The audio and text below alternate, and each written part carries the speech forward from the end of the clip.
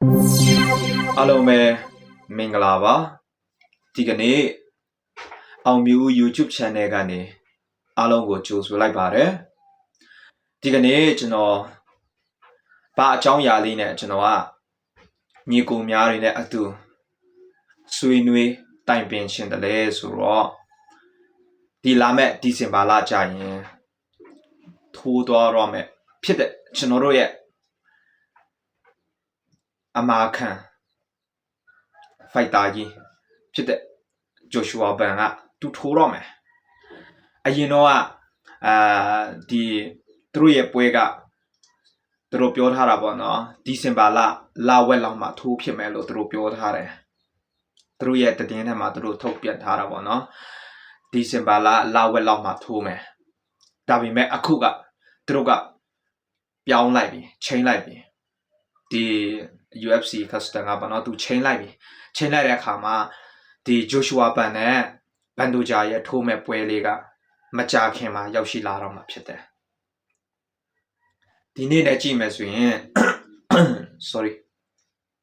ဒီနေ့နဲ့ကြည့်မယ်ဆိုရင်ဒီနေ့က17လပိုင်း12ရက်နေ့ရောက်နေပြီဂျိုရှူအာဘန်ထိုးမဲ့ပွဲလေးကဘယ်နေ့လို့ထင်ကြလဲဒါမဲ့ကျွန်တော်ပြောပြမယ်သူထိုးမဲ့ပွဲလေးကဒီလာမဲ့ဒီဇင်ဘာလ6ရက်အဲ့ဒါကသူတို့ရဲ့ရက်ပေါ့နော်မြန်မာနိုင်ငံရဲ့ရက်နဲ့ကြည့်မယ်ဆိုရင်ဒီဇင်ဘာလ9ရက်နေ့ကြာမယ်အဲ့နေ့ကြာရင်သူတို့ညှောက်ထိုးတော့မယ်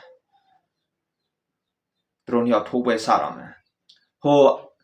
ပထမဗီဒီယိုဒီဗီဒီယိုတစ်ပုဒ်မှာကျွန်တော်ပြောထားတာပေါ့နော်ဒီဗီဒီယိုတစ်ပုဒ်မှာကျွန်တော်ပြောထားတယ်ကျွန်တော်ဗာပြောထားလဲဆိုတော့ဘန်ဒိုဂျာကသူကဖင်ရပြီးတော့သူအမျိုးမျိုးပြောလာတယ်ဒီဂျိုရှူအာဘန်ကိုသူထိုးရင်အေးစစ်ဆေးလေးသူနိုင်မဲ့တဲ့သူပြောထားတာပေါ့နော်ဒီကောင်ကအခုဂျိုရှူအာဘန်ကပြန်ပြောပြီဂျိုရှူအာဘန်ကပြန်ပြောလဲဆိုတော့ဘန်ဒိုဂျာနဲ့ထိုးမယ်ဆိုရင်တဲ့9ချီထက်မကြော်စေရဘူးတဲ့သူအနိုင်ယူပြတယ်ဂျိုရှူအာဘန်ပြောပြီနော်ပြီးတော့ဂျိုရှူအာဘန်ပြောသေးတယ်သူကတခြား fighter တွေထိုးသွားတယ်လို့မျိုးသူထိုးမှာမဟုတ်ဘူးတဲ့ဂျိုရှူအာဘန်ထိုးတဲ့ပုံစံမျိုးပဲသူထိုးမှာတဲ့လုံးဝကောင်းတယ်လုံးဝရှစ်လုံးဝအမှန်ကန်ကြီးသူပြောတာသူကြိတ်တော့မှာအဲ့နေ့ကျရင်အမှန်ကန်အပေးရတော့မှာသူတို့ပွဲက9ရက်နေ့နော်ကျွန်တော်တို့ရဲ့မြန်မာနဲ့ကြည့်မယ်ဆိုရင်9ရက်နေ့ကြာမယ်သူတို့ရဲ့ဂျပန်နဲ့ကြည့်မယ်ဆိုရင်သူတို့ကဟိုဘက်ချန်တယ်ဟိုဘက်ချန်ဆိုတော့သူတို့က6ရက်နေ့ကြာတယ်ကျွန်တော်တို့ကကျတော့9ရက်နေ့ကြာမယ်လုံးဝ share အမှန်ကန်ကြည့်ရမယ်ပွဲအဲ့ဒါဂျိုရှူအာဘန်ကပေါ့နော်သူကအခုတော်တော်လေးကိုချမ်းသာနေပြီဒါပေမဲ့သူဒီခပတ်ကိုရတော့မယ်ဒီခပတ်ရပေါ်တဲ့သူထိုးတော့မယ်သူလည်းအများကြီးလေ့ကျင့်ထားတယ်အများကြီး training လည်းဆင်းထားတယ်ဒါပေမဲ့သူပြောသွားတဲ့စကားတစ်ခုပဲကျွန်တော်ကြိုက်တယ်လုံးဝကျွန်တော်နှစ်သက်တယ်လုံးဝအားရသူဘာပြောသွားလဲအဲ့ဒီစကားတွေကသူများထိုးတဲ့ပုံစံမျိုးတခြား fighter တွေကြိတ်တဲ့ပုံစံမျိုးထိုးတဲ့ပုံစံမျိုးသူထိုးမှာမဟုတ်ဘူးတဲ့ကျွန်တော်ဂျိုရှူအာဘန်ထိုးတဲ့ပုံစံမျိုးအတိုင်းပဲကျွန်တော်ထိုးသွားမယ်လုံးဝအဲ့ဒါယောက်ျားတက်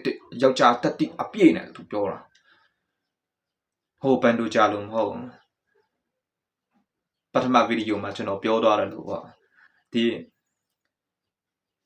ဘန်ဒိုဂျာကသူအဖင်ရပြီးတော့အမျိုးမျိုးပြောလာတာသူပြောတဲ့စကားတွေကိုပဲကြည့်တယ်ဘန်ဒိုဂျာဒီဂျိုရှူအာဘန်ကအတက်ငယ်လို့ဘာရညာလို့အတွေ့အကြုံမရှိလို့တခြား fighter တွေအတွေ့အကြုံအများကြီးရှိတယ်ဘာရညာတွေနဲ့သူပြောသွားတာဘာမှမဆိုင်ဘူးအဲ့ဒါထိုးတယ်ဆိုတာကအတက်အရွယ်နဲ့မှမဆိုင်တာဟုတ်တယ်မလားသူအတက်အရွယ်ကြီးသွားလို့ကွာသူအမြဲတမ်းနိုင်မယ်ဆိုတာဘယ်သူကပြောလို့လဲအတက်ကြီးတိုင်းမှာနိုင်မယ်ဆိုရင်တော့အသက်ကြီးတဲ့လူတွေပဲဝင်ထိုးတော့မှာပေါ့မဟုတ်လားအဲ့လေအသက်ကြီးတဲ့လူနဲ့ဘာမှမဆိုင်ဘူးအဓိက ကိုမှရဲရင်တဲ့တတိရှိရမယ်အဲ့ဒါမှဆိုရင်ကိုနိုင်မယ်အခုဒီလာမဲ့9ရက်နေ့မြန်မာအချိန်9ရက်နေ့ကြာရင်ကျွန်တော်တို့အာတူတကွကြည့်ဖို့ရန်အတွက်အားပေးဖို့ရန်အတွက်ကျွန်တော်ကညီကိုများတွေကိုတတိလာပေးတာပါတချို့လူတွေကတိပါတယ်တချို့လူတွေကြတော့ဘယ်နေ့ထိုးမလဲဆိုတာတော့မသိသေးဘူးအဲ့ဒါကအခုကဒီတည်င်းကတည်င်းအတိအကျပေါ့နော်သူမကြခင်ဒီလာမဲ့ဒီဇင်ဘာ6ရက်နေ့အဲ့ဒါကသူတို့ရဲ့နိုင်ငံခြားကရက်ဖြစ်တယ်9ရက်နေ့ကကျွန်တော်တို့ရဲ့မြန်မာနိုင်ငံရဲ့ရက်ဖြစ်တယ်9ရက်နေ့နော်9ရက်နေ့အဲ့နေ့ကြာရင်ထိုးမယ်ပွဲဖြစ်တယ်အဲ့နေ့ကြာရင်ဒါနဲ့တခုရှိတယ်အဲ့နေ့ကြာရင်ကျွန်တော်တို့ရဲ့မြန်မာနိုင်ငံ fighter ကြီး one champion တော့မြန်မာ fighter ကြီးအောင်လာအန်ဆန်သူလည်းအမှစုတစိတ်တော့ယူရမယ်အဲ့နေ့ကြာရင်ကျွန်တော်တို့အားပေးမဲ့လူတွေကလုံးဝကပ်ပြီးတွားတာနော်အောင်လာအန်ဆန်လည်းသူနဲ့ချိုချိုဝါပန်ကလုံးဝညီအကူလုံးဝကောင်းတယ်ကျွန်တော်တို့ရဲ့ fighter ကြီးအောင်လာအန်ဆန်လည်းသူလည်းပွဲအနာယူလိုက်ပြီဆိုတော့သူရဲ့ဒီနောက်ဆုံးစုယူတဲ့နေ့အချိန်မှာလည်းကျွန်တော်တို့အတူတကွအားပေးကြရအောင်သူလည်းချိုချိုဝါပန်ကိုတော့အားပေးတယ်ချိုချိုဝါပန်ကအဲ့ဒီဂျပန်နိုင်ငံမှာသူတော့ထိုးမှာဖြစ်တယ်ကျွန်တော်တို့ကကိုရောက်မသွားနိုင်ဘူးဒါပေမဲ့ဒီ social media ပေါ်ကနေကျွန်တော်တို့ကြည့်မယ်အနေကြရင်ကျွန်တော်ရဲ့ဒီ YouTube channel ကနေကျွန်တော် like တိုက်ရိုက်လွှင့်မှာဖြစ်တယ်အနေကြရင်ကျွန်တော်ရဲ့ဒီ YouTube ထဲမှာလည်းလာကြည့်လို့ရတယ်အခုကလေးကကြိုတင် subscribe လုပ်ထားလို့ရတယ်အနေကြရင်ကျွန်တော် share မယ်အတူတကွကြည့်လို့ရအောင်ရောက်ခါနေရက်မှာလည်းကျွန်တော်ကြိုတင်ပြောမယ်အချိန်တိုင်းကိုကျွန်တော်ပြောပေးမယ်ဘယ်အချိန်မှာစမလဲဆိုတာကျွန်တော်ပြောပြမယ်9ရက်နေ့မြန်မာအချိန်9ရက်နေ့မှာပွဲရစမယ်နော်အဲ့ချိန်ကြာမှပွဲစမယ်okay ဒီနေ့ကတော့ကျွန်တော်ဒီအကြောင်းအရာလေးနဲ့ပတ်သက်ပြီးလာပြီးတော့ဝေမျှပေးတာပေါ့နော်ကျွန်တော်တို့ညီကိုတွေအားလုံးကျွန်တော်တို့ရဲ့မြန်မာပရိသတ်တွေအားလုံးထိုင်းရောက်မြန်မာပရိသတ်တွေတို့၎င်းမြန်မာပြည်မှာရှိတဲ့